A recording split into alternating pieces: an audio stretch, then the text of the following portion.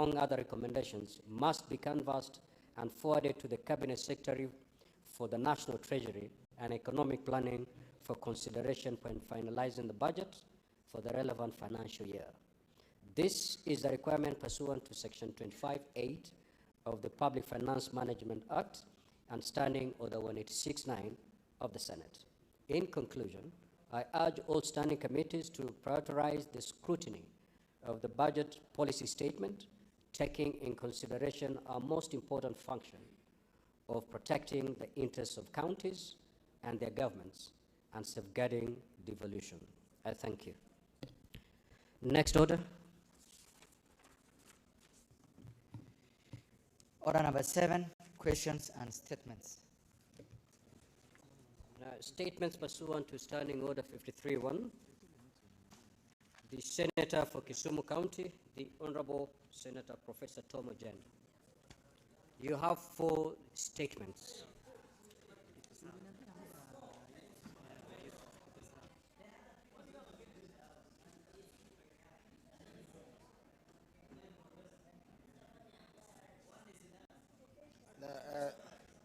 Mr. Speaker, I have 4 statements this afternoon. I want to start with a statement on agricultural land restoration in Kisumu County. Mr. Speaker, I rise pursuant to Standing Order 53-1 to seek a statement from the Standing Committee on Agriculture, Livestock and Fisheries on a matter of county-wide concern regarding ongoing initiatives aimed at restoring degraded agricultural land in Kisumu County. Mr. Speaker, Kisumu County has recently embarked on implementing strategies to rehabilitate degraded farmland with the objective of enhancing agricultural productivity and strengthening food security. In the statement, the committee should, 1, address the extent of agricultural land degradation in Kisumu County and specific strategies currently being implemented for restoration. 2, the resources allocated as well as the timelines set for implementation of restoration programs. And 3, the measures to ensure sustainable agricultural productivity and resilience against climate change and environmental Senator Kinyua and Senator Thangwa, kindly take your seats. Mr. Speaker, sir, my second statement is on criminal gang activity and public security in Kisumu County. I rise pursuant to Standing Order 53-1 to seek a statement from the Standing Committee on National Security, Defense and Foreign Relations on a matter of county-wide concern regarding criminal activity and public security in Kisumu County. Mr. Speaker, in the recent past, government agencies have mounted operations targeting criminal gangs implicated in extortion, robbery, and other violent acts within Kisumu County. These operations follow heightened concerns over rising insecurity and threats to the safety and well-being of residents. The situation, Mr. Speaker, has raised public alarm and calls for clarity on the measures being undertaken to restore order and safeguard communities. In the statement, the committee should address the following. 1, the scope, progress, and current status of the ongoing operations against criminal gangs in Kisumu County. 2, the measures being implemented to prevent recurrence of gang-related crime and to strengthen security in the counties. 3, the support mechanisms available to affected communities, including protection of residents, accessible reporting channels, and rehabilitation programs for former gang members, who are many. Mr. Speaker, my third statement is on the strategic enhancement and performance of Kisumu International Airport. I rise pursuant to Standing Order 53-1 to seek a statement from the Standing Committee on Roads, Housing and Transportation on a matter of county-wide concern regarding strategic enhancements and operational performance on Kisumu International Airport. Mr. Speaker, Kisumu International Airport is a key regional gateway linking Western Kenya to domestic and international markets. While recent developments, including the commissioning of a modern air traffic control tower, are commendable, the timely completion of critical infrastructure works and the extent to which these investments are translating into improved operational efficiency and economic impact continue to be of concern to the country. In the statement, Mr. Speaker, the committee should address the following. 1 is to address the status of ongoing infrastructural enhancements at Kisumu International Airport, including the runway extension works cargo facilities, cold chain development, and passenger terminal improvements, highlighting timelines, milestones achieved, and any bottlenecks. 2, the operational performance of the airport following the commissioning of the air traffic control tower, including flight handling efficiency, safety performance, and airline uptake. 3, the effectiveness of cargo handling and the cold storage facilities in supporting regional exports, particularly perishable goods, and any gaps limiting competitiveness. 4, the economic impact of the airport upgrades, including changes in flight frequency, cargo volumes, tourism inflows, and employment creation. And lastly, the strategic measures proposed to accelerate completion of pending works, maximize the airport's economic contribution, and position Kisumu International Airport as a competitive regional aviation hub. Lastly, Mr. Speaker, is a statement on the delay in the completion of Kisumu International Convention Center, KICC. I rise pursuant to Standing Order 53-1 to seek a statement from the Committee on Devolution and Intergovernmental Relations on a matter of county concern regarding delays in the completion of Kisumu International Convention Center. Mr. Speaker, the Kisumu International Convention Center was conceived as a strategic facility to position Kisumu City as a regional hub for conferencing, trade, and investment, while stimulating local economic growth. Despite substantial public investment, Mr. Speaker, and the considerable time lapsed since commencement, the project remains incomplete and only partially operational. The prolonged delay has raised serious concerns regarding intergovernmental coordination, project financing, contractor performance, and overall accountability in the implementation of jointly funded public infrastructure projects. In the statement, the Commission addressed the following. 1, the current status of Kisumu International Convention Center, including the scope of works completed and the outstanding components. 2, ascertain the total public funds approved, disbursed, and utilized for the project by both the national government and county government of Kisumu. 3, the specific factors that have contributed to the delay in completion, including issues related to contractor performance, funding flows, and intergovernmental coordination. And lastly, the measures in place and the timelines established to ensure the project is completed, made fully operational, and to prevent similar delays in future joint projects. Thank you, Mr. Speaker.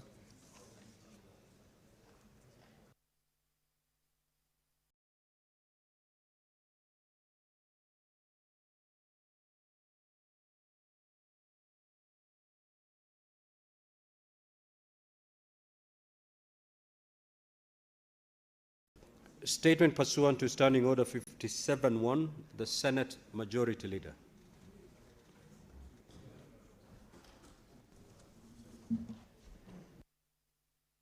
Mr. Speaker, I rise pursuant to Standing Order number 57-1 to present the business for the week that commences 17th of February 2026. Before I proceed with this statement, allow me to take this opportunity, Mr. Speaker, on behalf of the leadership of the Senate, to welcome honorable senators to the 5th session of this term of Parliament. Mr. Speaker, sir, as you had rightly observed in your communication to the Senate on Tuesday, the 10th of February 2026, our entry is already full with business. Allow me to once again highlight the key legislative business that we need to transact in this 5th session, Mr. Speaker. We have 64 bills, dear colleagues, that are pending conclusion, of which 42 are the second reading, 18 are the Committee of the Whole, and 4 are waiting first reading, 2 of which actually are scheduled on today's order paper. 4 motions are pending conclusion. We have 19 petitions that are pending conclusions by the respective standing committees. We have 430 statements pursuant to Standing Order number 53-1 that are under consideration by committees, and those don't include the 4 by Senator Professor Ujenda that he has just added to the entry, Mr. Speaker. And Mr. Speaker, at some point, you may have to give guidance on how many statements are allowed per member, and their activity, in the committees where they are members, Mr. Speaker, because we need to be sure that you're processing other people's business so that we consider yours. Given that this is the penultimate session of the parliamentary term, it is crucial that we seize the opportunity to cement the legacy of this Senate and set the foundation for what this Senate will be remembered for. To this end, I implore upon colleague senators with the business to be serious with the business listed in the order paper every afternoon from any day that this House has a sitting. Similarly, Mr. Speaker, I urge senators to accord equal priority, to committee meetings and sessions in order to conclude the business pending before them. I further urge the party whips to ensure that the requisite number of county delegations is attained to enable the Senate to undertake divisions when due. Mr. Speaker, sir, on Tuesday, the 17th of February 2026, the Senate Business Committee will meet to consider the business for the week. Tentative business for that day will include business not concluded from today's order paper, as well as business indicated in the notice paper. The tentative business for the morning and afternoon sittings on Wednesday, 18th February 2026, will include the business not concluded from Tuesday's order paper and the following. These bills at the second reading stage: the Wildlife Conservation and Management Amendment Bill, Wildlife Conservation and Amendment Bill, the Narcotic, Drugs and Psychotropic Substance Control Amendment Bill, the Culture Bill, the County Wards Equitable Development Bill, the Livestock Protection and Sustainability Bill. Bills that are the Committee of the Whole, which include the Public Finance Amendment Bill, the Office of the County Attorney, Public Fundraisings Appeal Bill, Heritage, Museums, Environmental Laws, Statutory Instruments, the Sports Bill, the County Civic Education Bill, County Hall of Fame, Mr. Speaker, together with the Referendum Bill, Mr. Speaker. This is not to be confused with the two-thirds gender rule, but the law that guides on how the country goes into a referendum, Mr. Speaker. That is business that we've delayed for far too long, and I must appreciate that the Senate has actually taken leadership on this important national exercise. The projected business for Thursday 19 will include any of the above business that will not have concluded. Mr. Speaker, I thank you and lay this statement. Thank you. Now, honorable senators, I will allow comments on the requests that have been made under Standing Order 53-1. Senator Fernandi. Senator Samson Chirange. Mr. Speaker, I want to thank my law lecturer, my conveyancing law lecturer. He is hardworking, and I was worried with the number of statements he has, but I know him as our lecturer. He used to teach us, Mr. Speaker, for almost 3 hours non-stop. And I can see he still have the same energy and zeal to continue. This is my real teacher, Mr. Speaker. Not any other proclaiming somewhere else. Others were librarians. Mr. Speaker, what I wanted to mention is this issue of criminal gangs. Mr. Speaker, there is a certain emergence of criminal gangs in this country that is causing worrying trend. I saw yesterday police here in Nairobi trying to repulse on the allegations that there were criminal gangs in Huruma. Mr. Speaker, there was a girl that was shot the other day by the name Cheryl here in Makadara constituency, Mr. Speaker. I was shocked and horrified, Mr. Speaker, when I watched in Mombasa, where my brother Senator Fake comes from, people wielding machetes and invading a shop somewhere within Mombasa City County, Mr. Speaker. It looks like a Haiti.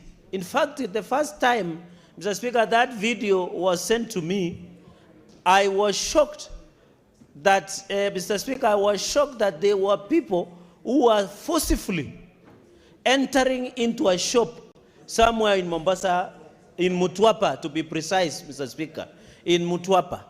And I was shocked. Even sightings do not happen in Haiti, Mr. Speaker. I want to call to upon, and I want to thank the Inspector General of Police because he appeared before the Senate Public Accounts Committee today, Mr. Speaker. I want to appeal to him. There must be a strategy on how to fight criminal gangs. Mr. Speaker, my worry as we go to the election mood, these criminal gangs will be transformed to be used to terrorize, Mr. Speaker, for political expediency, Mr. Speaker. So I want to appeal to the Committee of National Security and Foreign Relations.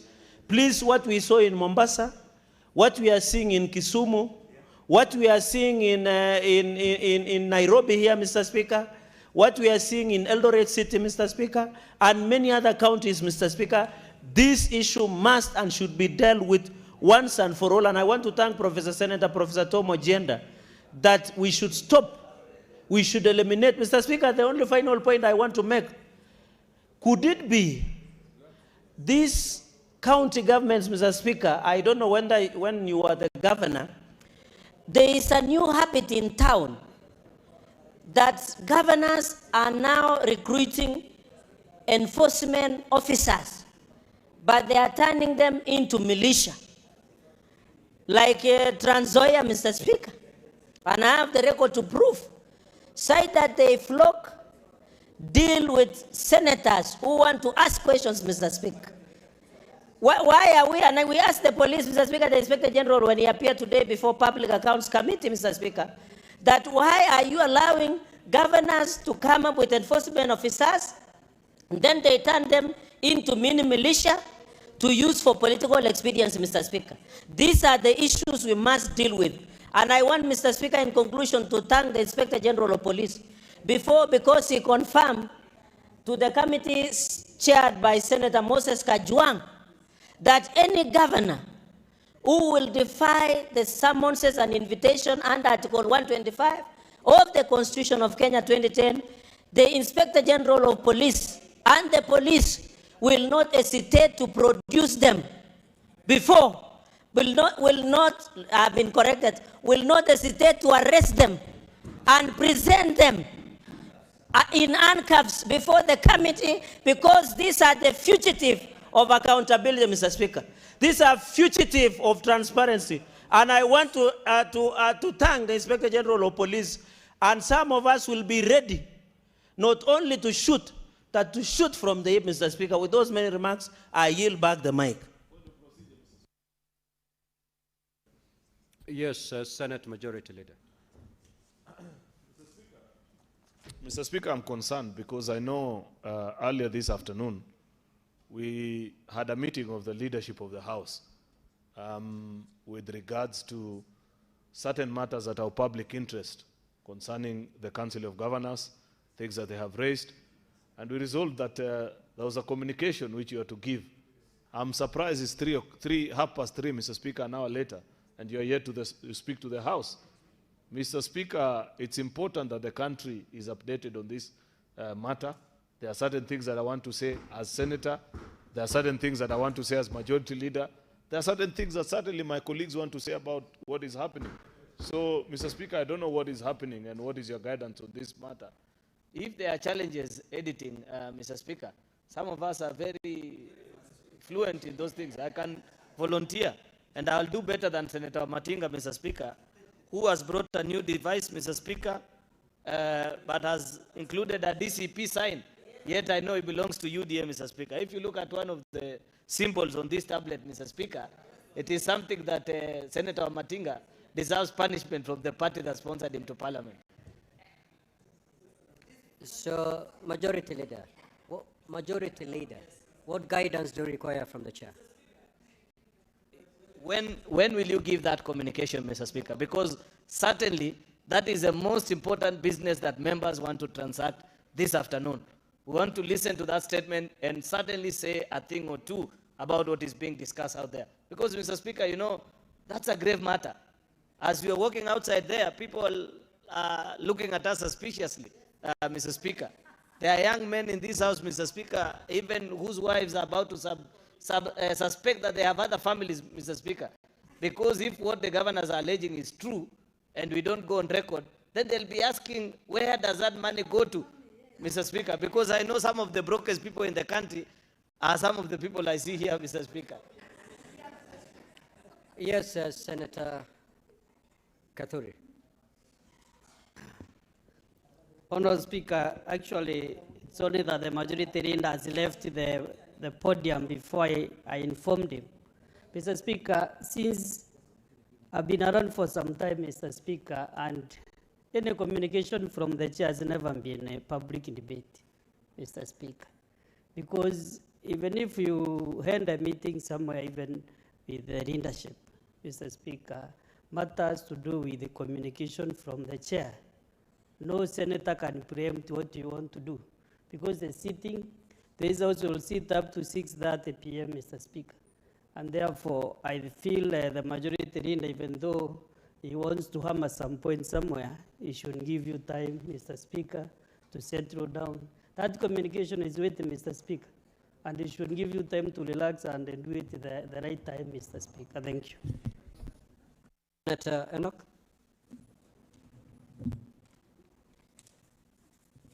Thank you, Mr. Speaker. Mr. Speaker, two things. One, I think the majority leader is speaking from a position of information that is private to a discussion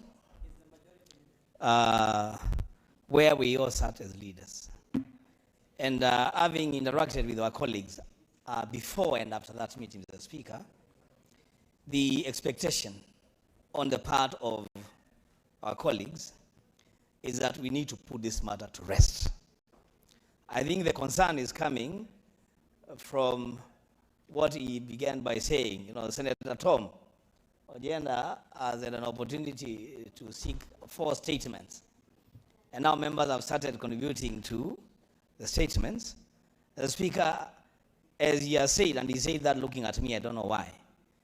The Speaker, if there is a problem or a challenge with editing, yours truly is a journalist of long and good standing. I could give pro bono service to edit the document. We lay it on the floor. We put that matter to rest and move on to the next business. As Speaker, I submit. Now, honorable senators, this is a very weighty matter.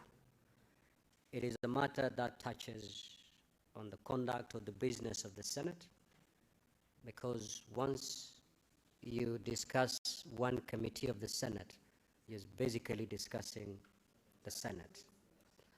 And therefore, I undertook to make a communication today regarding the same. Give me 15 minutes. I will be making that communication. My plea to you is please don't leave the chamber until that communication is made, because it is extremely important that you listen to that communication, and thereafter, of course, I will give opportunity to honorable senators to comment on the same. So kindly stand guided. I plead for only 15 minutes. Then 15 minutes. Then I can make the communication. In the meantime, we'll proceed with the comments on the statements that have been sought pursuant to Standing Order 53-1. Honorable Faki. Asante Mheshimiwa Spika kwa kunipa fursa hii kuchangia taarifa iliyoletwa bungeni na Senator wa Kisumu, Senator Tom Ojenda. Mheshimiwa Spika, magenge ya majambazi ambao wanazurura na kuhatarisha maisha ya watu ni jambo ambalo limekuwa la kawaida katika miji mingi. Kule kwetu Mombasa, Mheshimiwa Spika, magenge haya yako katika sehemu za Kisauni, sehemu za Likoni na hata vile vile sehemu za mjini. Na majuzi, Mheshimiwa Spika, kuna baadhi ambao walivamia duka Mtwapa, na ningependa kumweleza Senator Regere kwamba Mtwapa iko katika kaunti ya Kilifi, ambapo Mheshimiwa Spika ulikuwa gavana kwa miaka 10. Kwa hivyo Mtwapa si Mombasa, Mheshimiwa Spika, Mtwapa ni Kilifi. Kwa hivyo mkuu wa polisi katika eneo la Pwani, Mheshimiwa Spika, Bwana Nuno, majuzi ametoa onyo kwa magenge haya kwamba amepeana amri ya kupiga risasi na kuua. Mheshimiwa Spika, ni jambo la kusikitisha, ni jambo la kutia hofu kwa swala hilo, lakini vile vile magenge kama haya yamezidi kuumiza wananchi. Mheshimiwa Spika, utapata sehemu nyingi maduka yanafungwa mapema, biashara zinafungwa mapema kwa sababu watu wanaogopa magenge haya kuvamia. Utapata vile vile pia Mheshimiwa Spika, wale ambao wanafanya kazi katika mahoteli wanapata shida kurudi majumbani kwa sababu wakirudi baada ya saa 2, Mheshimiwa Spika, tayari imekuwa ni hatari katika sehemu zao. Kwa hiyo Mheshimiwa Spika, tungependa kwanza, ningependekeza kuwa ile sheria ya community policy iweze kutekelezwa ili wananchi na polisi waweze kushirikiana katika kutafuta na kuharibu haya magenge ambayo yanaendelea kuumiza wananchi na kupora mali na bila sheria yote. Mheshimiwa Spika, vile vile polisi watafute wafanye ujasusi, Mheshimiwa Spika, ili wajue wale wanaofanya uhalifu kama huu, waweze kuwashika na kuwapeleka mahakamani bila ya kuchelewa. Mara nyingi Mheshimiwa Spika, uhalifu unatokea baadaye ndio naona polisi wanakuja mbio. Wangejaribu kutafuta intelligence mapema ili uhalifu uweze kuzuiliwa kufanyika kuliko sisi sasa kuwa tunafukuzana na wahalifu. Mheshimiwa Spika, mwisho ni kwamba mahakama zetu pia Mheshimiwa Spika lazima ziwe macho ili kukataa na kuachilia watu hawa kwa bond katika hali ambayo ni ya urahisi. Kwa mfano Mheshimiwa Spika, bondi za watu ambao wanapatikana na silaha ama wanapora watu mali lazima ziwe juu kabisa, ili mtu anapopewa bondi ya kwa mfano $1,000,000 ama $500,000, familia iweze kushindwa kuweza kumtoa mtu yule ili aweze kubaki ndani mpaka kesi itakapokwisha. Hivyo basi Mheshimiwa Spika, tutapunguza visa ambavyo vinaendelea vya uhalifu kama huu. Mheshimiwa Spika, pia polisi wetu lazima wapewe magari ya kutosha. Sehemu nyingi Mheshimiwa Spika, katika eneo la Mombasa gari ni moja ya katika kituo kizima cha polisi. Kuna vituo vingine ambavyo havina magari. Kuna ofisi, kuna sehemu ambazo DCI wanafanya kazi hawana ofisi. Kwa hiyo Mheshimiwa Spika, lazima miundo msingi ya huduma ya polisi iboreshwe ili kuweza kupambana na magengi na uhalifu kwa jumla kisawasawa. Asante Mheshimiwa Spika kwa kunipa fursa hii.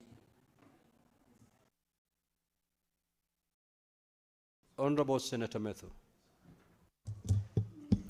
Thank you very much, Mr. Speaker, sir, for the opportunity to give my comments, especially on this statement that has been sought by Senator Professor Ojienda on the existence of gangs in most of our towns. Mr. Speaker, sir, the one thing that we cannot allow and the one thing that we must condemn is the creeping back of lawlessness in our nation, Mr. Speaker. And my comments, Mr. Speaker, supporting the statement that has been sought by Senator Ojienda, Mr. Speaker, sir, is my complaint in the, number one, laxity of the National Police Service in tackling this particular issue, which is a threat to our national security, Mr. Speaker. You have seen a trend, a very dangerous trend, Mr. Speaker, of occasionally, especially in political engagements, of armed gangs being escorted by the National Police Service, Mr. Speaker.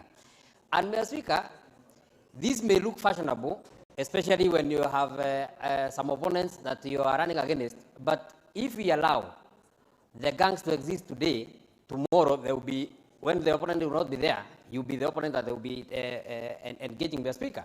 We have seen cases, case on point, Mr. Speaker. So, in the very, very infamous Wetima Church attack, Mr. Speaker, you saw criminal gangs being escorted by police in uniform, by police vehicles, Mr. Speaker. And this is something that must be condemned. Mr. Speaker, sir, if there is one body, and if there is a refuge that we all run to, is especially police in uniform. And Mr. Speaker, sir, therefore, the police must remain apolitical. You cannot condone, you cannot support, you cannot escort criminal gangs to go and attack other Kenyans, Mr. Speaker. It is the work of the police to ensure that they deal with these criminals, Mr. Speaker. Finally, then somebody asked that we have sent and we have seen a nation descend into anarchy because of allowing criminal gangs to exist, Mr. Speaker. We have sent our policemen to Haiti to go and help that nation deal with criminal gangs that have disturbed and brought instability to Haiti, Mr. Speaker.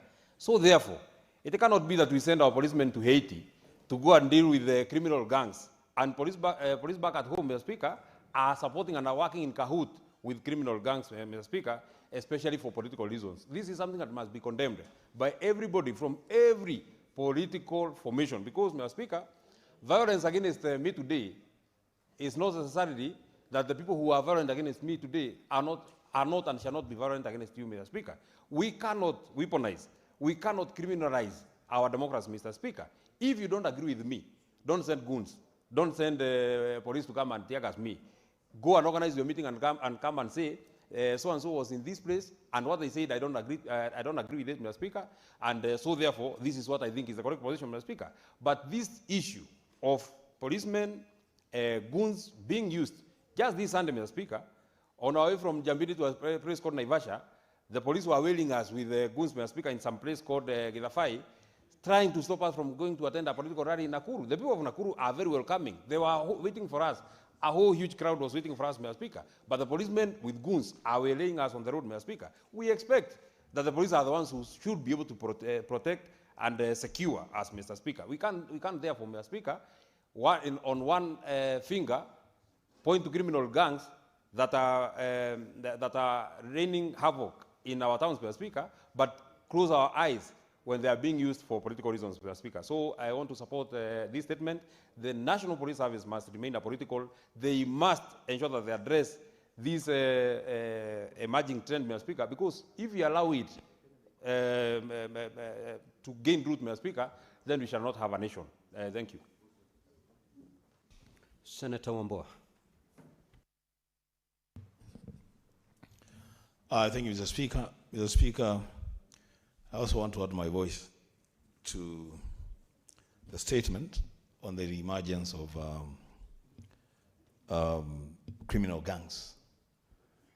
Mr. Speaker, truth be told, this is not an isolated case in Kisumu County or in Nairobi or Mombasa. It has become a nationwide catastrophe. Mr. Speaker, we have criminals who have developed very, very high levels of confidence and levels of impunity never witnessed in this country. I want, Mr. Speaker, to draw the attention of this House to a meeting that we had this morning with the Inspector General of Police, where we were discussing matters to do with collaboration between the Senate and his office, especially in respect to enforcing the appearance of governors before Senate committees. At that meeting, Mr. Speaker, I drew the attention of the IG to a very sad state of affairs in Kitui County, where, Mr. Speaker, there is an ongoing conflict between a criminal enterprise, a cartel of selfish, greedy individuals masquerading as business people who are trading in our sand from our rivers by force. Between them and the community that is saying that this sand is our resource and it must be exploited for the benefit of the entire community now and into the future. So, Mr. Speaker, the day before yesterday, that criminal enterprise ferried gangs armed with pangas and rungus and descended on a community along Mwanya River in Mwingi Central constituency. Seriously harassed people, beat up people, killed one man, seriously injured 5 of them, raped women, and just disappeared into thin air. Mr. Speaker, my appeal And for now, we can just appeal. Maybe going forward, the time for appeal may just elapse, I don't know. My appeal, Mr. Speaker,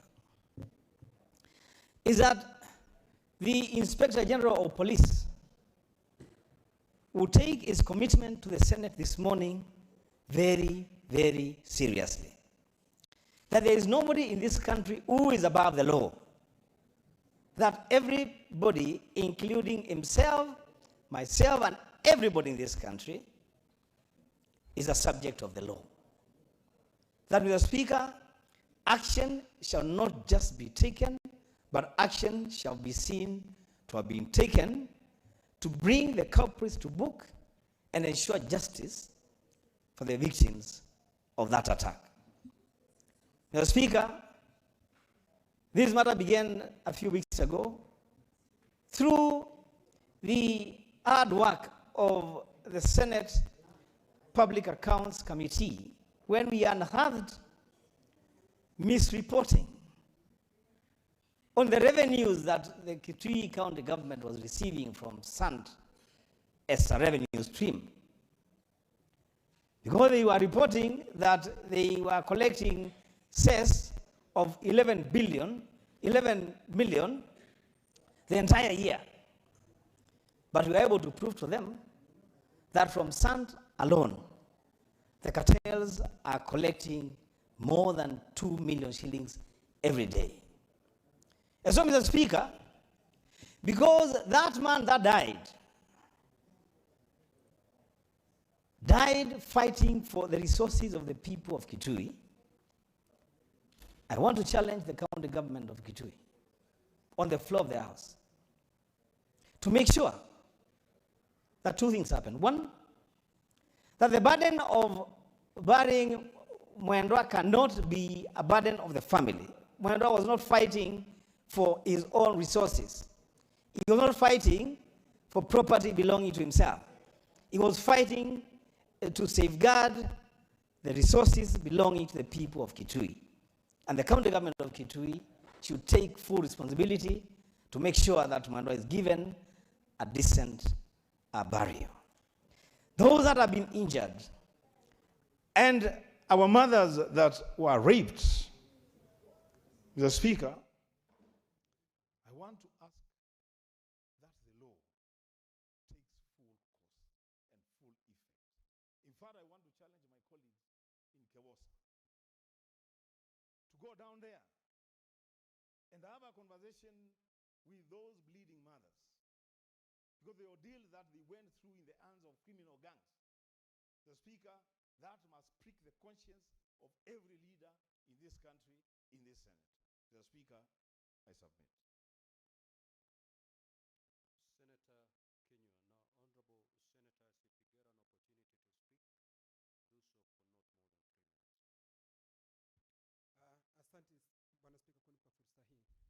do so for not more than 3 minutes. Asante Bwana Spika kunipa fursa hii. Na simama kuunga mkono taarifa iliyoletwa na Seneta wa Kisumu Profesa Ojenda kuhusu haya magenge ya majambazi. Bwana Spika, haya magenge ya majambazi kwa muda mchache yameonekana kuongezeka, Bwana Spika. Na ikumbukwe hivi juzi tu, nakumbuka kulipokuwa na maandamano ya vijana hapa Nairobi, tuliwaona haya magenge yakiwa yamebeba silaha yakitembea hapa mjini wakisema ya kwamba wao wamekuja kulinda amani. Bwana Spika, ikiwa haya magenge ya majambazi, Bwana Spika, na vikundi haramu vimeendelea kuongezeka, ilhali tuna maafisa wa usalama na tuna asasi nyingi ambazo Wakenya wamejitolea ushuru kuweza kuwa na hawa maafisa wa usalama, Bwana Spika. Kwa hivyo mimi ningependa kumuuliza Inspector General wa polisi avalie njuga jambo hili, kwa sababu Wakenya wanaendelea kusononeka, kuishi kwa maisha ya uoga, kwa sababu hivi vikundi, ukitembea katika sehemu za Laikipia, uende katika vijiji, unapata hivi vikundi kila Ijumaa wanatembelea manyumba na kusema ya kwamba wanataka kupewa kiasi fulani cha hela ili kulinda usalama. Ilhali sisi kama Wakenya, Bwana Spika, tuko na maafisa wa usalama wa kutosha ambao wanapaswa kutulinda. Na ni jukumu ya serikali, Bwana Spika, kulinda mali na maisha ya wananchi. Kwa hivyo tunamuuliza Inspector Generali aliangalie jambo hili, na kamati yetu, kamati ya usalama ambayo namuona mwenyekiti yuko hapa siku ya leo, jambo hili waliangazie kwa undani, Bwana Spika. Kwetu Laikipia kuna hili genge la majambazi ama kikundi haramu kinajulikana wazi, Bwana Spika, na kuhangaisha watu, si kwa vijiji, masokoni, kwa mabasi, kila mahali, Bwana Spika. Na wakati tunapohangaishwa namna hii na hivi vikundi haramu, tuna serikali na tuna yule ambaye anahusika. Na si Inspector General peke yake, Bwana Spika, tuna waziri wa usalama ambaye alikuwa ni mwenzetu hapa. Hata yeye anapaswa aliangalie jambo hili, Bwana Spika, kwa sababu tukilichukulia kwa mzaha, sisi hili jambo linaweza kutuharibia nchi, Bwana Spika. Kwa sababu kuna kisingizio, watu wanasema ni ya kwamba pengine hawana kazi, wanalipwa pesa fulani, ilhali, Bwana Spika, tumelipa hela za kutosha kwa maafisa. Senator Olekina.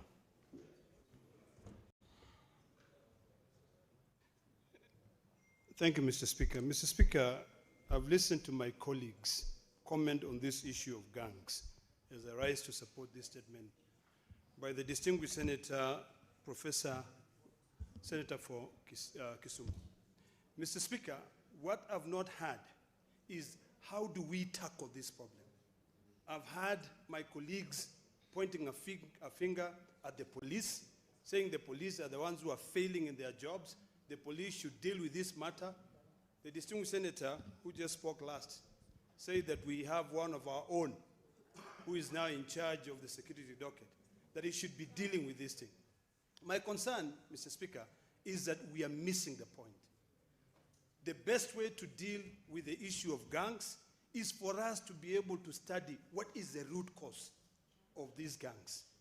Mr. Speaker, from top of my head, I can think of two issues. One, which is very big, is unemployment. Number two is that unless we deal with the issue of rural and urban migration, there is no day that we'll stop having problems in Kisumu, in Nairobi, in Mombasa, in big cities, Mr. Speaker. So the first thing we must do as a senator of this republic is to be able to work with our county governments, and for our county governments to now re-engineer their CIDPs to be able to provide employment to the youth. In this country, Mr. Speaker, NYS has produced best technicians, best engineers, best boiler operators. Why can't we think of a way, Mr. Speaker, that we now look at our CIDP, Mombasa County, Kilifi County, Nairobi County, look at your CIDP and say, we need now to readjust so that we can be able to end this issue of unemployment. Mr. Speaker, it is no-brainer that gangs thrive as a surrogate for jobs offering income, protection, and purpose to idle youth. If you go to Kibera today, there are so many idle youth who are there. Of course, when a gang comes, it will thrive as a surrogate, offer protection, give them jobs, and they make money. So the idea, Mr. Speaker, is that we now need to look at our social position, look at our families,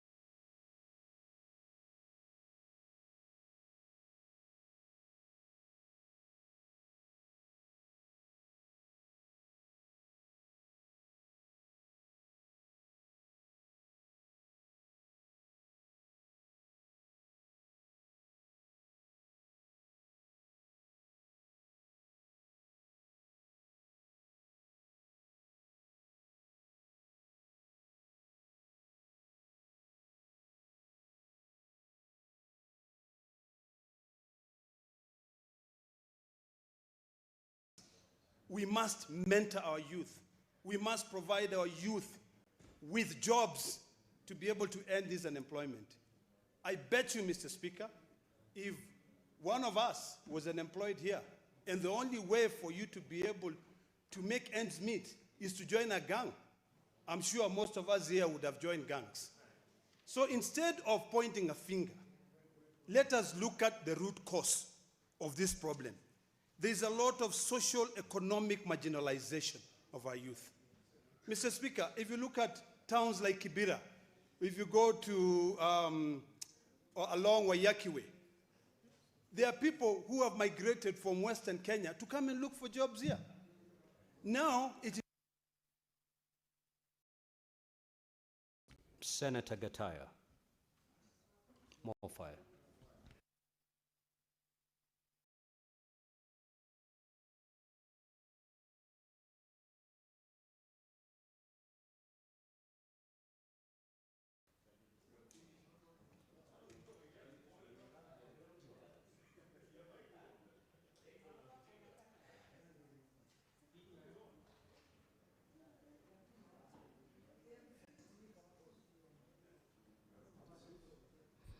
I think now I'm going to go. Honorable Speaker, I have captured the sentiments raised by Professor Council Tom Ojenda over the levels of insecurity in Kisumu. I think, Honorable Speaker, we have been around this country for quite some time, and we have flagged these issues for quite some time about the levels of impunity, the levels of insecurity across the country. Honorable Speaker, I don't know for what reasons, but I think, Honorable Speaker, we have to associate some of these things with the politics. Because I've seen some instances, some of us who are in this space, especially in the political space. Because I listened today to one of my good friends, Senator Wambua, when he was lamenting about the cartels in Kitui before the AG. The AG was very categorical to ask whether the county government is going to be involved. And I think some of these things, Honorable Speaker, are manufactured just under our watch. If you cut across very many spaces in this country, you find some governors who have turned law enforcement officers into militias. We have seen some people also during campaigns, people who just commit crime and walk away scot-free without being apprehended. We have some very deep issues on our speaker to address, away from the way we are trying to handle them. We are breeding some serious levels of impunity, which are likely to eat into our morals and ethics. So, our speaker, it's a matter that needs a national conversation. It's not a light matter that we can easily discuss. Because I think we have some individuals in this country, out of some levels of connections, levels of impunity, have in some way or the other manufactured some serious issues to do with impunity, where people just commit crime and many walk free. I have witnessed in some instances during campaigns, some politicians will just walk along with some militia carrying weapons, carrying rungus, carrying stones, and maybe terrorizing other opponents. It's something that, as a country, Honorable Speaker, we need to address, regardless of our political affiliations, regardless of our where we want to push our politics. It's all revolves around politics. We don't have to treat anybody with some levels of you cannot be touched. It's an issue, Honorable Speaker, that's in some national conversation, and it's a matter that requires. Senator Hezena. Thank you, Mr. Speaker. And I rise to contribute to the statement by the Senator for Kisumu, Honorable Professor Tom Ojenda, on the rise of gangs. Mr. Speaker, from the contributions of my colleagues, it's clear that the rise of gangs has become the newest menace across the country, because I've heard of a county in the east, I've heard of the county in the west, I've heard of a county in the southern, the coastal part, and even worse, we now have gangs in Samburu County. Mr. Speaker, it's very sad to announce that we had lost a young man by the name Kevin Kimani, who was shot at night and his chicken stolen in Maralal town a few days ago, and he was buried at Olmoran in Laikipia County. It's very unfortunate that we have to lose young lives of very hardworking young people who have decided to chart a new path for themselves and eradicate or fight poverty in their own families. That was a young man doing chicken business, being attacked by another idle man, probably high on drugs or being just being notorious, Mr. Speaker. But when we address the root cause of some of these things, at the center of it, you will discover that there is an element of drug abuse, an element of unemployment, an element of corruption within the systems, and also there is also the issue of inadequate facilitation for the law enforcement authorities. As the Senate, we need to ensure that we are proactive in ensuring that resources at the helm of the Ministry of Interior and National Coordination will trickle down to the common police officer down at the grassroots, because these are the people who are directly in charge of ensuring that there is a proper law enforcement within these counties and major towns. As the ODM, we support the broad-based government, but we also need to ensure that they are living by what they promise, the bottom-up economic agenda. That means they have to take care of the people at the bottom. And if this means the resources at the Interior Ministry should be seen at the grassroots. These police officers need to live in better shelters, they need to be paid better salaries, their vehicles need to be fueled, and they need to have the proper financial facilitation and also equipment facilitation to ensure that they are very proactive. And in that regard, I want to commend our police officers. Senator Keroche.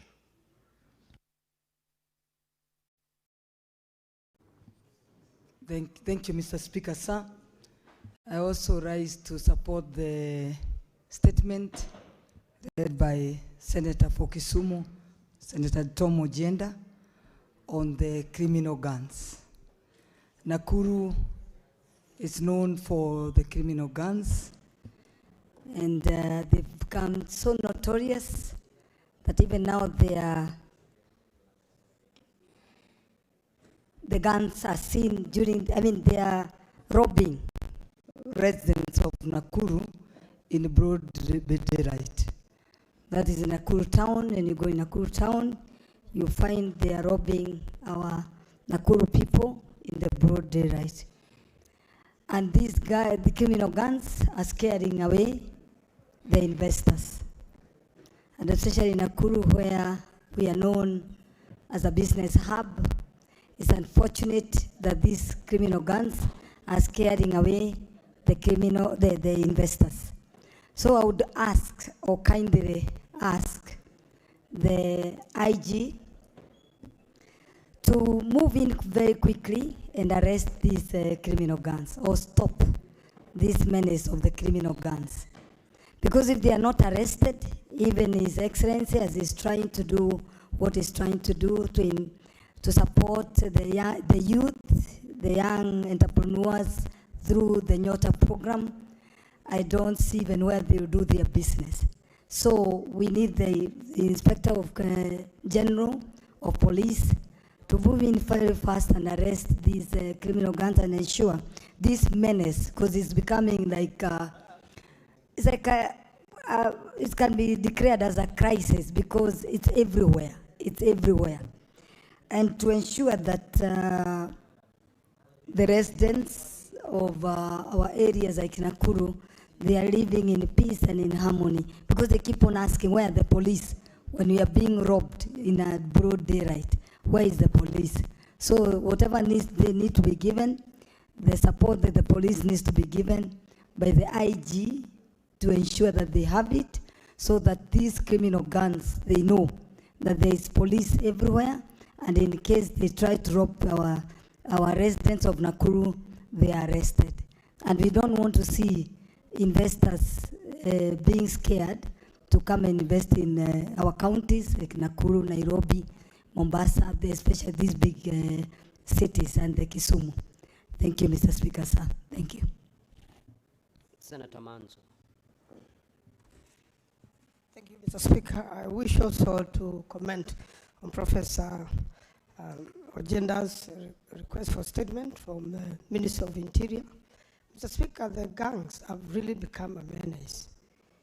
And worse is when they operate during political rallies, it makes things uncertain, because in the process, anyone, whether a member of parliament, a member of public, can be injured. And it's a time now these gangs are dealt with.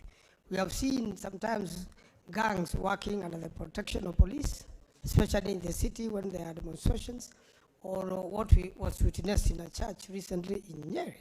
So one asks the question, why will people who are not uniformed, people who have no police number, do that sort of thing? We have also seen at times, like the attack in Nyeri, bullets and tear gas canisters on windscreens.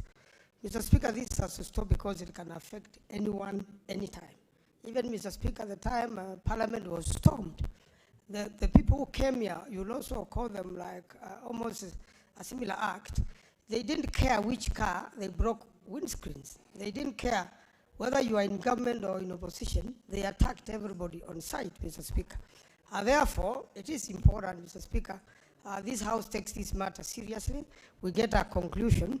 And also, Mr. Speaker, for the government to narrow the difference between the rich and the poor, Mr. Speaker. When there is failure of wealth distribution, when there is no hope with the youth, when there is joblessness with the graduates, Mr. Speaker, the only other way to look for food is either to be hired as a gang or to form a gang and terrorize people and get a daily bread. Mr. Speaker, this is happening in some parts in Southern America. It is also happening in some parts in South Africa. And it is a growing trend, Mr. Speaker, which has now caught up with us. And there is every need, Mr. Speaker, that this House and the government take the matter extremely serious. And the government itself should lead by example. It should stop. Because if the security systems are working with the gangs, then who protects the Kenyans? The security system, that's why we need the IG to come here and his team to tell us who are these gangs and why do they operate with the police, so that it can stop from top, and then it is easier now for the police to deal with the other gangs left to terrorize people in smaller towns, in homes. Nowadays, Mr. Speaker, they are stealing food, from farms. The same gangs are stealing animals in different parts of the country, and you find that rural home is terrorized. And a lot of time, before they steal animals, they kill someone before they leave that home, or they injure people who end up dying in hospital or end up living.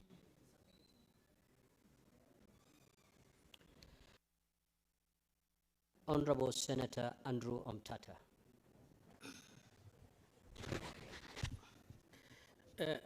Mr. Speaker, sir, thank you for the opportunity to contribute to the statement on the floor. The question of armed gangs that are mushrooming across the Republic. Mr. Speaker, sir, I would like to take off from where the gentleman from Makueni has left off, where he said gangs are even stealing farm food from the farms. We must look for the economic correlation between these mushrooming gangs, between the economy, the performance of the economy, and the mushrooming gangs. Most of these people are even mobilized for very little money. They are stealing food. They are organizing to be able to survive. So we must address the question of the ecosystem within which these gangs are operating. And I think, if my memory serves me right, and being the Catholic I am, in 1967, Pope Paul VI, in March, released an encyclical called Popularum Progressio, the progress of the peoples, in which he said, the new name of peace is development. We must make our people rich. If we are stealing from this country and making the country a basket case, we cannot expect not to have a scavenger culture thriving across the nation. Let those who are destroying the economy of this country stop. The police cannot and will not be able to contain this country where people are hungry. The appeal to leadism, to be putting a lead on things, will not work. We must begin drainism. We must drain the swamp. And the swamp is bad policies that are impoverishing this country. Let us develop the people. And as Pope Paul said, the new name of peace is development. Develop this country and get rid of all these problems that we are having. Make our people poor. They are going to engage in all these survival tactics. And we can't blame the police for that. The police can be able to police every inch of this country. Let us make this country a thriving democracy, and some of these problems will disappear. And again, I plead to those people who are destroying this country by stealing from the public coffers to stop and allow development to take root. Mr. Speaker, sir, thank you.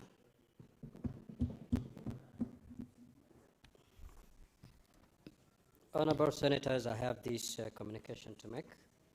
I would wish to acknowledge the presence in the public gallery this afternoon, visiting teachers and students from Kalonzo High School in Kitui County. The delegation consists of 2 teachers and 53 students. In our usual tradition of receiving and welcoming visitors to Parliament, I extend a warm welcome to the delegation, and on behalf of the Senate and on my own behalf, wish them a fruitful visit. I will call upon the Senator for Kitui County to welcome the delegation.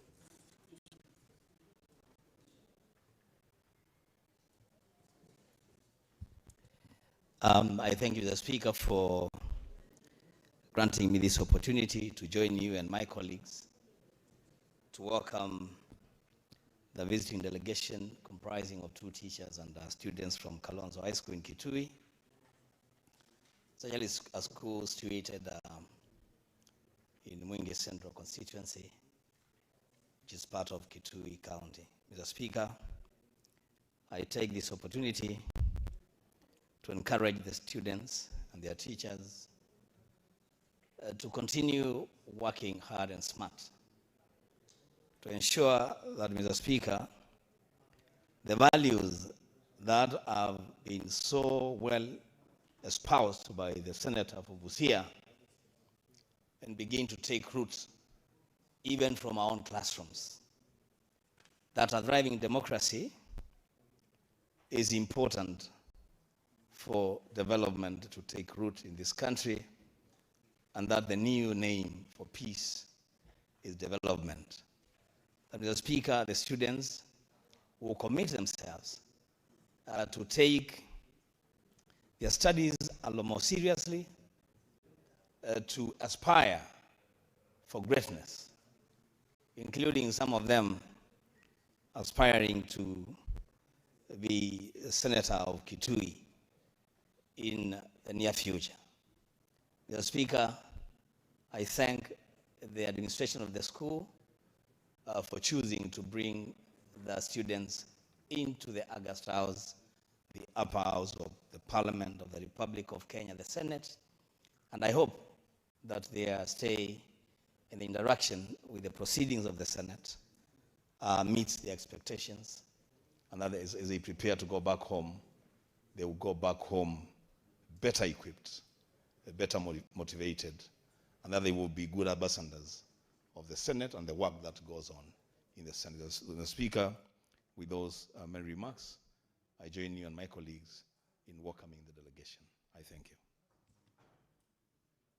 Senator, kindly take your seat. Now, honorable senators, this is the communication that the majority leader was seeking. Now, this communication relates to the series of allegations that have been circulating in the media concerning the operations of certain committees of the Senate, specifically the County Public Accounts Committee and the County Public Investment and Special Funds Committees. As honorable senators may be aware, this matter began on Monday, 9th of February 2026 with a press statement issued by the Council of Governors purportedly demanding for the reconstitution of the County Public Accounts Committee on the basis of claims of political witch hunts, harassment, extortion, and intimidation, allegedly involving 4 unnamed members of the committee.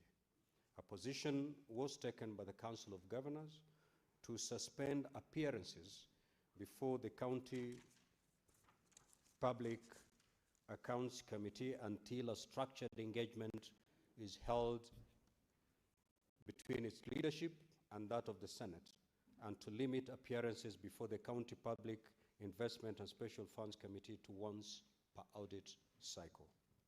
Subsequently, in a press statement, which I issued on Tuesday, 10th of February 2026, I reiterated the Senate's oversight role over the county governments and its firm anchorage in the Constitution. Honorable Senators, as you are aware, Article 96(3) of the Constitution of Kenya 2010 provides that the Senate determines the allocation of national revenue among counties as provided in Article 217 and exercises oversight over national revenue allocated to county governments. Further, Article 96(1) states that the Senate represents the counties and serves to protect the interests of the counties and their governments. I further reiterated that in executing its mandate, the Senate audit committees are guided by Article 229 of the Constitution, which requires Parliament to consider and dispose of audit reports within 3 months of their receipt from the Auditor General by 31st of March of each year. Compliance with this constitutional timeline is not optional, and any actions that impede the audit process undermine accountability and prudent use of public resources. I have emphasized that the Senate remains committed to fulfilling its constitutional mandate and ensuring that oversight over public funds allocated to county governments remains robust, objective, and timely, and inform the Council of Governors that should the Council have concerns regarding the conduct or operations of Senate committees, established and legitimate institutional channels exist through which such concerns may be formally raised and addressed, noting that while the Senate remains open to structured and constructive dialogue with devolution actors, recourse to public mudslinging and unsubstantiated allegations in the media and supported by evidence is neither appropriate nor conducive to intergovernmental cooperation. Now, honorable senators, subsequently, my office has received 2 letters, reference COG/6/10, volume 13, into brackets 84, dated the 9th of February 2026, and reference COG/6/10, volume 13, into brackets 85, dated 11th of February 2026. The purpose of the 2 letters from the Council of Governors is stated as being, 1, to bring to my attention that the Council of Governors concerns and resolutions on the matter of appearances by governors before the County Public Accounts Committee and the County Public Investment and Special Funds Committee. And 2, to request for an engagement with the leadership of the Senate at the earliest opportunity to address the concerns raised with a view to developing an engagement framework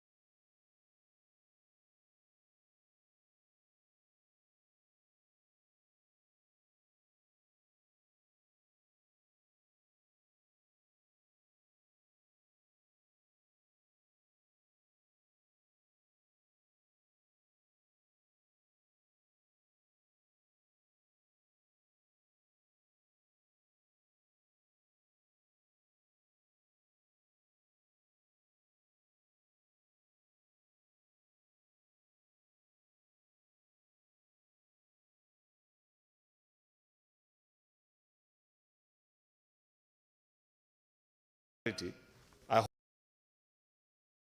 that for us to have that meeting as a leadership of the House on the 26th of February, it is pegged on the conduct of governors, continuous appearance before our oversight committees.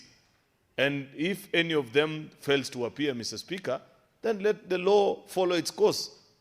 Because the Parliamentary Privileges Act, Mr. Speaker, as well as all other laws, provide for what you do with errant members of the public who fail to appear or honor parliamentary summons, Mr. Speaker. Parliamentary summons are equivalent, Mr. Speaker, to an order of the High Court of this Republic, and therefore can never be waived by a decision of people who are cooling breeze and enjoying themselves in Kilifi.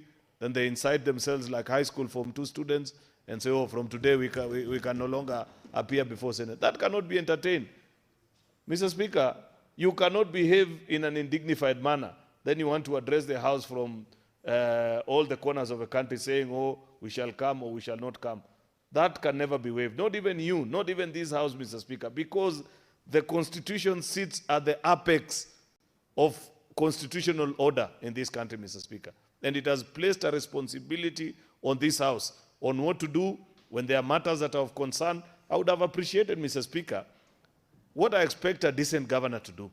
If you feel you have been harassed by a member of a certain committee, somebody has reached out to you inappropriately, Mr. Speaker, you write to the Speaker and say, I have an issue that I need to bring to your attention because you're the umpire of this House. You are the one that ensures that everything that we do, how we operate, Mr. Speaker, is in accordance with the law, statute, and the Constitution, Mr. Speaker. Then you would have guided them on how to file before the Powers and Privilege Committee, a committee completely different from any other in this House, Mr. Speaker. And this has happened before. It's not the first time. Last time we had mention of such incidences. Yet, finally, Mr. Speaker, when those matters were investigated, when those members of the who are complaining were invited to appear before that committee, Mr. Speaker, they had nothing to share. Unfortunately, they had already besmirched the House, said very unhelpful things about this particular House, Mr. Speaker. That cannot be allowed to continue, Mr. Speaker. Therefore, I appreciate that you have put it on record that any governor who fails to appear before any committee of the House, as expected by the full law, the necessary sanctions must take, Mr. Speaker, President as expected, Mr. Speaker, because we cannot waive that duty, Mr. Speaker, at the altar of political convenience, Mr. Speaker. The last thing that I want to say to you colleagues is that our duty is not a very easy one. Members of the Senate are perhaps the only members actually of elected leadership positions in the country who handle no other public funds except their salary. And that should never be construed to mean that we are cheap people, that we are people that can easily be enticed, Mr. Speaker, so that anytime people interact with us, if somebody asks difficult questions, then you believe that maybe there's something they want from you. That is not an accurate representation of who we are as a House of Parliament, Mr. Speaker. Therefore, I register my appreciation to you and to the leadership of this House for that very wise decision, Mr. Speaker. Let them appear so that on the 26th, I want them to come. Because there are many difficult questions beyond even, you know, Mr. Speaker, for the record, that have been an advocate saying, I don't feel that the park is doing even enough than what we need to do. Each of us here, from the counties that we represent, there are more difficult questions that are being asked by Wananchi and the people that we represent than what is even being asked in park, Mr. Speaker. And it is our duty to ensure that we represent our constituents, ask the right question so that devolution succeeds, Mr. Speaker. So, Mr. Speaker, I look forward to that interaction on that particular day, hoping that it will put this matter to rest so that we can be back to our constitutional duty of ensuring that devolution succeeds in the Republic of Kenya. I thank you, Mr. Speaker. Senator Kajuang. Mr. Speaker,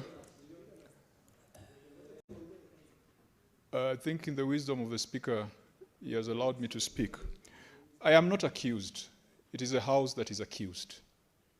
And I must speak for the House rather than for myself. I have seen my name circulating in what I would call gutter press. It does not scare me What scares me is the point when this house becomes neutered, rendered weak and ineffective, and micromanaged by the Council of Governors. That must be the focus. It is not about Kajwang or Sifuna or Cherarkei or Mwaruma. It is about this institution where I've chosen to serve for the last 10 years. Mr. Speaker, we have never had a situation where the Council of Governors attempts to define and dictate who sits in which committee. It is unfortunate that today, the Council of Governors has close to 5 governors who have been ranking members of this House. The former Speaker of this House, the former Minority Leader of this House, the former Majority Whip of this House, the former Chair of the Public Accounts Committee of this House, the former Minority Whip of this House. We would have expected that over the years, relationships between governors and Senate would improve. Indeed, the Senate is fulfilling its end of the bargain. Every year, we are engaged in conflict with the National Assembly and the National Treasury as we fight for more resources to go to county governments. This year, Mr. Speaker, we have committed ourselves to transfer not less than 450 billion. And when I looked at the dispatch from the cabinet this week, Mr. Speaker, I think the figure that the presidency indicated is going to go to county governments is 495.7 billion. Just a few billions shy of 500 billion. Now, that is a work of the Senate. We have delivered our bit of the bargain. Can't the governors just style up? Can't the governors just take a day? And we are not calling for a week or months, just one day to account for how they're using those resources. Mr. Speaker, if we do not stand up for this House, today it would be Kajwang chairing the committee.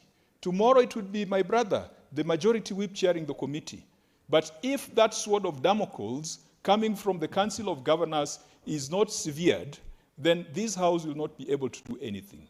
In a properly functioning financial system, when you are given money, you account for it before you get more. Over the last 10 years, we have not done so. Mr. Speaker, it is time for us to come up with a framework where if we are giving counties 495 billion, before they come for more, they must account. And that must be the insistence. Mr. Speaker, I want to thank this chair.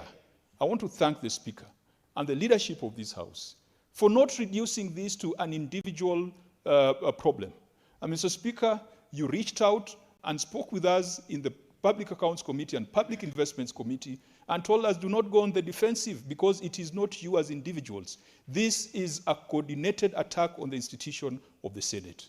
And you, Mr. Speaker, and the leadership and all members of this House have spoken in unison. Mr. Speaker, allegations have been made against us. Allegations that have not been substantiated, have not been supported by evidence. The rules of debate in this House is that if you cannot substantiate an allegation, you withdraw and apologize. And members here have never hesitated to invoke that particular standing order. Mr. Speaker, I want to challenge the accusers that if they have evidence, let them do it in a proper manner, let them substantiate, and if they cannot substantiate, let them withdraw, let them apologize. Mr. Speaker, the damage has already been done. On the other hand, we as senators, the evidence of theft in county governments is documented. It is in the reports of the Auditor General. Mr. Speaker, in Tharaka Nithi, 35 million was used to buy an incinerator. The ESCC has recommended that the DPP press charges. Nothing has happened. Mr. Speaker, let's put it in context because we throw around numbers. 35 million for an average Kenyan earning 30,000 shillings a month. That is his salary for 97 years. 97. Mr. Speaker, in the county of Vihiga, 5 million spent on housewarming is not our invention. It is verifiable. It is in the audit report. It is the documents of the county. A Kenyan earning 30,000 a month, that's his salary for 14 years. In Bungoma, Mr. Speaker, 3.9 million spent on lighting a Christmas tree in September. And I'm happy that the ESCC has already swiftly swung in to investigate the matter. 3.9 million for a Kenyan earning 30,000 is his salary for 10 years. Mr. Speaker, in Mandera, 55 million spent on seedlings. in a period of drought.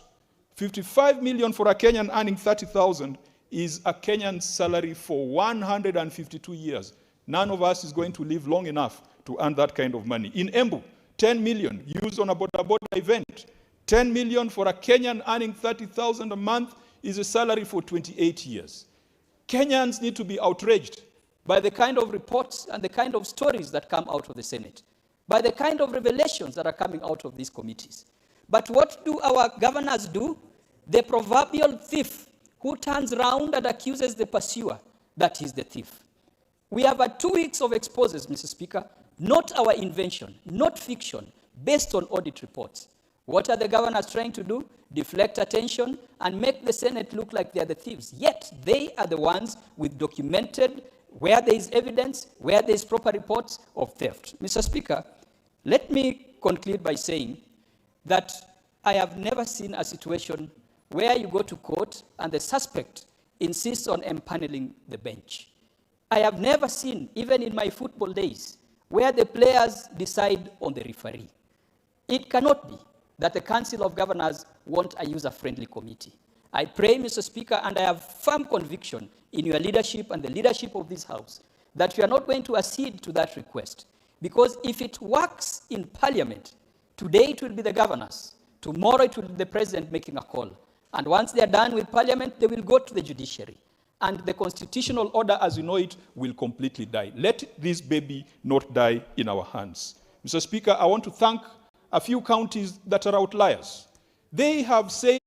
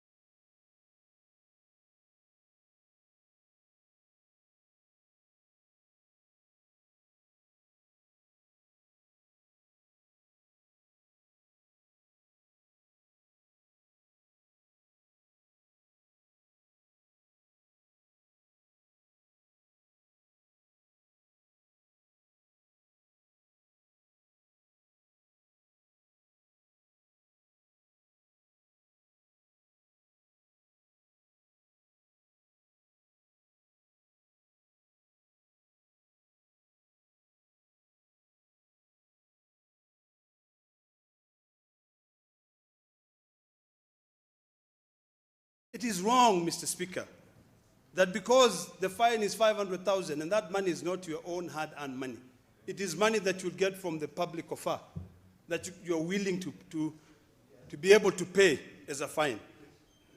Mr. Speaker, I want to conclude by saying this. Every governor out there must uphold the fiduciary responsibility. And remember that today you are there, tomorrow most of them will be crying to come to the Senate. I want to tell you that Council of Governors will not defend you when you go to court.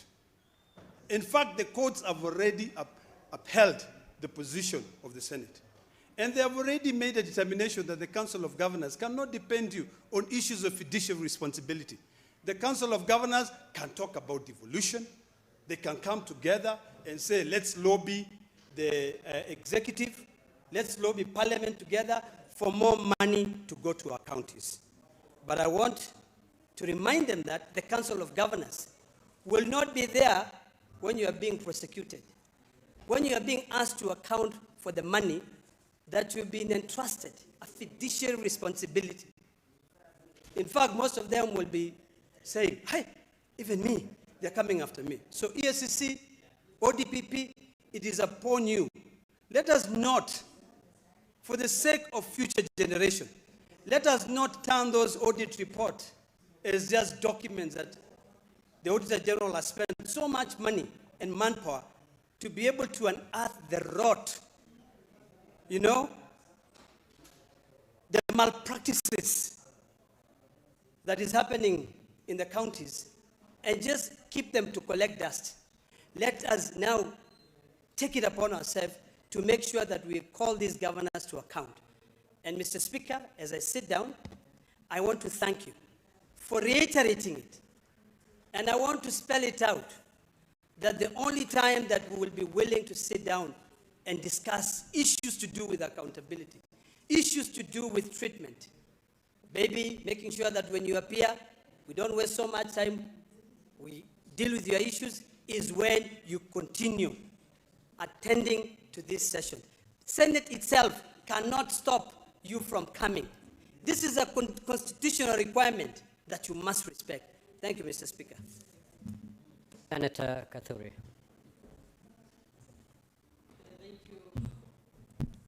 Thank you, Honorable Speaker, for the opportunity also to give a comment or two on this matter that has really elicited a lot of public attention, Mr. Speaker.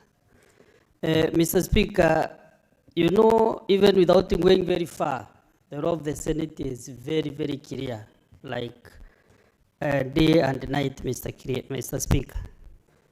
Mr. Speaker, this House, as in Article 96(3), determines the allocation of national revenue among counties as provided in Article 217 of the Constitution of Kenya, and exercises oversight over national revenue allocated to the county governments.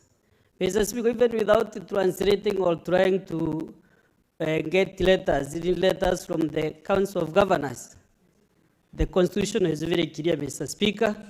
What they are requesting you to do, to suspend members of the CPAC committee, not to appear many times in the Senate, that they should be appearing only once during the audit queries process, that is between January and March. Mr. Speaker, you have no power to do that. What they're asking you to do is like to save someone who is going to die, and you have no power, Mr. Speaker, to do that. The Constitution is very clear. You cannot suspend the Constitution, Mr. Speaker. Actually, you should take these people to court because they're actually trying to give you more problems, Mr. Speaker.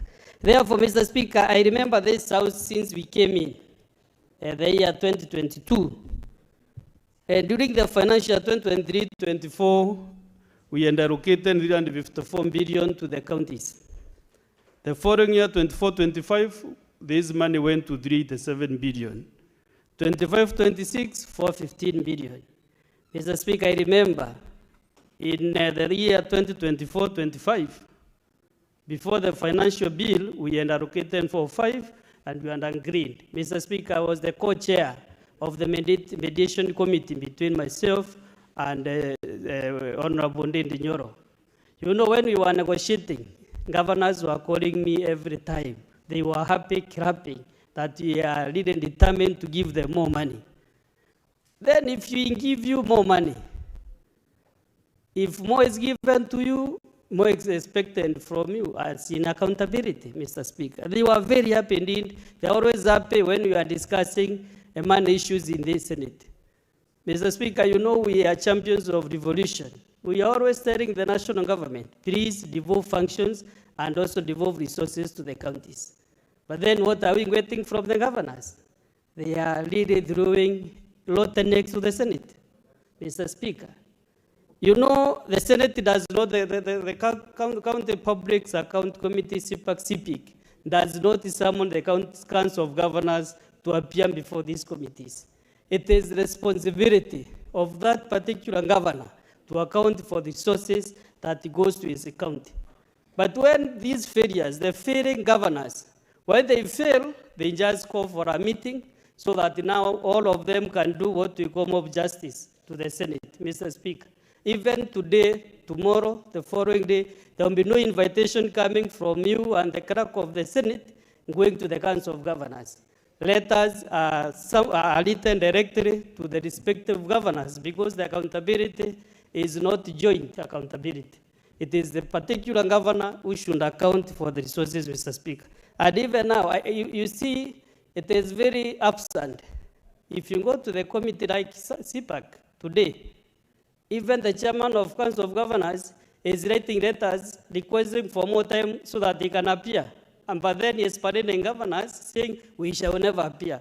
But then he's still talking to the committees that give me more 2-3 days so that I can appear and clear myself. You know, there is no genuinity in this matter, Mr. Speaker.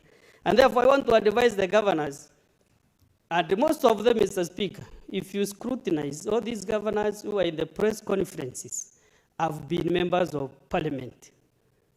I don't want to mention their names, but if you scrutinize them, their counties have been mentioned here by my colleagues. 2 or 3 of them have been registrators. And they have beef, maybe I don't know whether they did not perform when they were serving this house or the lower house. Mr. Speaker, I served with them also in the National Assembly, some of them. Others served with other colleagues, the chair CPAC in this house, Mr. Speaker, including the Speaker used to sit where you are sitting, Mr. Speaker. Therefore, I don't know why members who have served in the legislature are more aggressive than those who have come from other quarters to become governors, Mr. Speaker. Therefore, Mr. Speaker, I'm happy that you have given a very good guidance.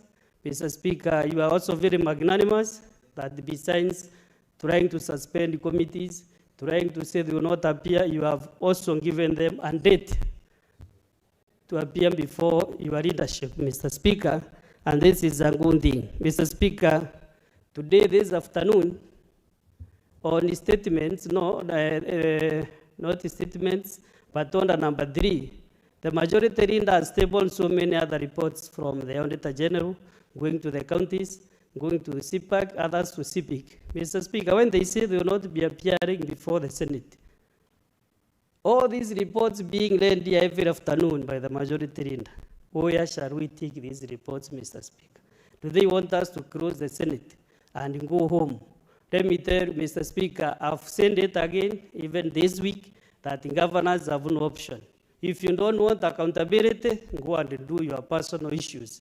Decide and don't go and do your personal business, because you will have no public scrutiny when you are going losses into your own personal business. So, Mr. Speaker, thank you for this time.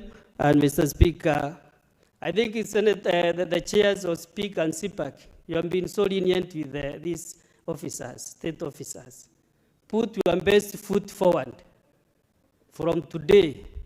Just bring reports. We have been asking you, the chairs, why don't you give us the governors who have misused public resources? Every audit cycle, even after March, the deadline, just table your report here. To table a very clear report so that we can discuss them properly with your findings, because you have been sitting, summoning them. So table their findings, to table your findings from the committee in this house so that now, the month of March, we can really discuss those reports and see the road that is in the counties, Mr. Speaker. Mr. Speaker, the governor formally appeared before CPAC. I was with Senator Maruma, the vice chair was the chair of the session. And we went through the reports, we saw gray areas, and then we said this should be improved.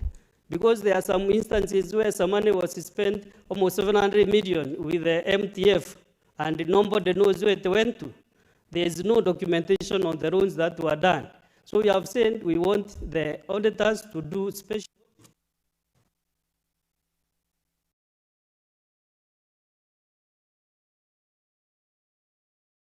Honorable Senator, you have done 10 minutes. So 1 minute to conclude.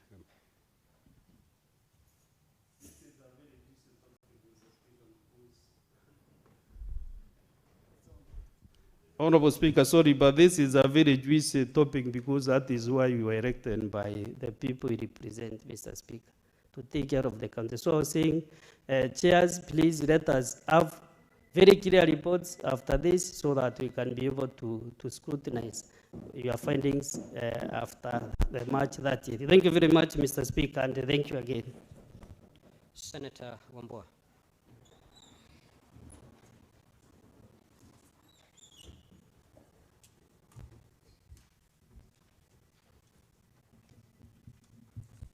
I thank you, Mr. Speaker. Mr. Speaker, I want to also join my colleagues to congratulate you for the bold decision and the official communication that you have issued concerning the appearance of governors before committees of Parliament, committees of the Senate. Speaker, number one, it is baffling to see governors who are supposed to be heads of county governments coming together, and instead of discussing important issues affecting our counties, they are busy picking and choosing where to appear and where not to appear. They have even taken the joke further, Mr. Speaker, and they want to take it upon themselves to be the people determining which senator seats in which committee. And as if that is not enough, Mr. Speaker, they have issued a threat, which is a very flimsy threat, that if their conditions are not met, they are not, or obey the law. You can choose to be guided by the Constitution or not be guided by the Constitution. And there can never be any aspect of collectivity in that decision. You cannot tell us that we have decided as Council of Governors that governors will not be appearing. The Council of Governors does not make accountability decisions for individual governors. Mr. Speaker, secondly, I want to remind the county governors that the appearance before Senate committees is so important that it is actually astonishing that one would even think, leave alone effecting it, think that they can invite the Speaker of the Senate